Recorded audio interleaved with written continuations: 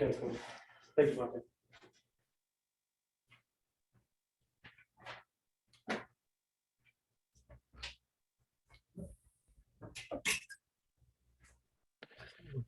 All right.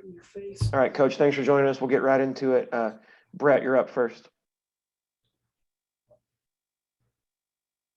About how difficult was that to kind of stem the tide once they got rolling in there, and why do you think it was so tough to score there during that stretch, especially in the second half? Yeah, there's no doubt we're off kilter on the offensive side, and we're not playing with any confidence. We're fumbling the ball. We're not screening. I mean, it's our ability to be assignment sound has not been very good. And again, we've got we haven't had everybody. And again, I thought we got off to a good start but give Cincinnati a ton of credit. They played harder than we did, which is very unacceptable for me to stomach.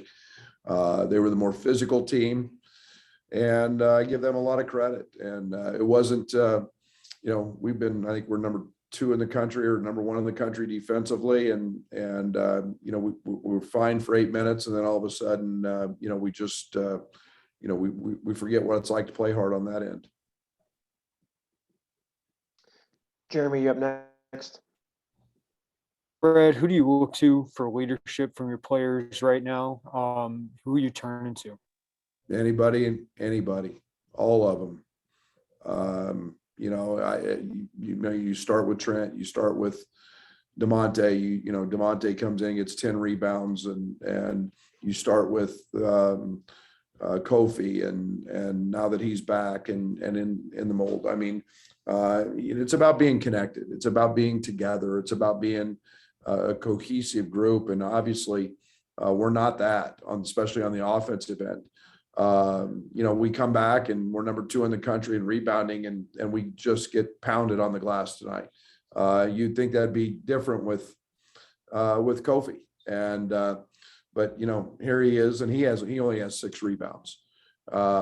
So I didn't like our energy. I'm looking for anybody, and everybody's got to be held accountable. But we've had, Jeremy, it's an excuse, but yet it's relevant because we've been so fractured here early in the season and had no continuity and no togetherness, and guys out and guys not even being able to come to practice. And we'll get it right. And but right now tonight, that was ugly tonight. That was hard to watch. Alec, you can go next. Hey, Brad, obviously you guys struggled in the half court against Marquette. You struggled against Cincinnati tonight in the half court. What kind of things can you do to try and fix that before tomorrow, if anything? Good question. We'll find out. Execute.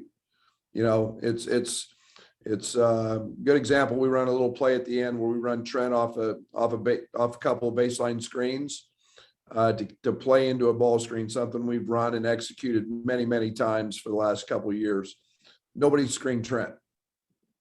That little sucker fought over every screen tonight that they set, and they set a bunch of them, and we don't screen. And it's everybody's got to do their job. And we got too many people right now that again, and we're not connected. We're not spraying the ball off of dribble drives. We're not spraying the ball and moving it offensively.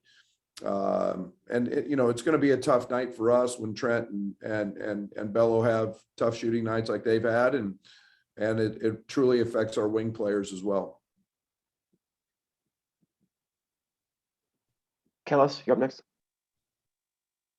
Hey, Brad, good to see you again, but I know today didn't go the way you wanted, but was it nice on any level playing back in a familiar environment around maybe some friendly faces? Sure. I love Kansas City. It's been a venue I've been in many, many times. I think Kansas City is one of those special basketball towns, and it was a tough night to sit in there and play like that. But it's always good to be back in Kansas City. And if you guys end up playing Kansas State tomorrow, are there any extra emotions there, especially with them having two guys used to coach on their staff right now?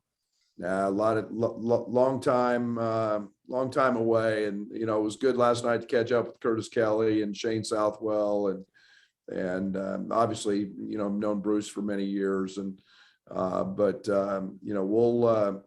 we forget about all those things when the game starts, and we've got to compete, and I know they're extremely well coached and playing well.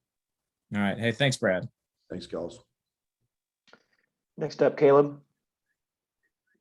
Hey, Coach, I'm just curious, was there something that surprised you the most about Cincinnati? Like when you scouted them, obviously you looked closely at several things. Was there something about Cincinnati that surprised you the most tonight that you didn't expect? No, I knew they were good. I knew their depth was terrific. They've got great size.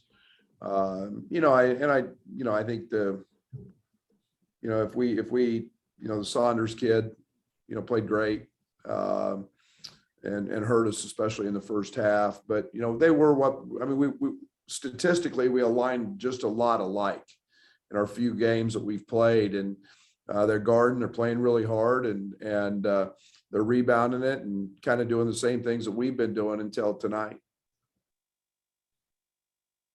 Got time for a couple more. I'll start with Joey. Hey, Brad, that last kind of long stretch at the end of the game that you got most of your starters out of there and dug into the bench, was that, did you think like this is out of hand? We trying to send a message to the starters? What was, maybe that's just the earliest we've seen you go to the bench like that. Joey, I was trying to score. I was trying to find somebody who would execute a play and actually try to fight on the defensive end. I left DeMonte in for a long time because he was the only one getting a rebound. He was flying around, playing with some effort. And we got a game again tomorrow. So we'll regroup here tonight. It's a long night, and we got to get things right. And when you get knocked down, you better get up. And that's life. That's not just basketball. And we're going to see what our character is. Thanks, Brad. All right, two more. We'll start with Scott. I know you've talked previously about not letting missed shots affect other things about the game. Did you see that from your team tonight? Is there a way to fight that when it's happening? Yeah, it's called toughness, and we don't have much of it right now. We've got to get that. Scott and I, we haven't been pretty early at all on the offensive end. Our offensive numbers have not been very good, and I don't worry about that. In our process, in the way we do things, we should guard and rebound well enough that we can overcome tough shooting nights. Now, when one of those others goes by the wayside, which both went by the wayside tonight, you're going to see an outcome like this. But again, the process is play hard, rebound, guard, and withstand the nights that the ball doesn't go in. But we'll get it right. Well, the offensive end will flow better, will be better. But again, it's the other end. We've got to, I'm the most disappointed in it. All right, one more we'll take from Alec. Yeah, sorry, Brad. Sorry, I had to get unmuted. So I kind of wanted to follow up on the half court offense. Where did you think things kind of went wrong in terms of the ball sticking? The wings didn't seem to get open very much, whether that was Trent or Grandison or DeMonte, whoever it was. How can you get those guys open for shots? Well, good rules, throw the ball to Kofi and let him double and triple and him throw it back out and make shots. But again, offense is fickle, and you've got to play in rhythm. And we're not playing in any rhythm. And I was proud of Hutch tonight. Hutch came in, and yet he doesn't know he was on minute limitations. The kid hasn't been played in 2 years.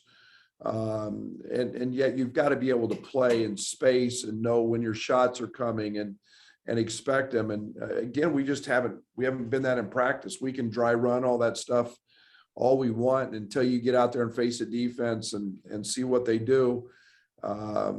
It just takes a little time.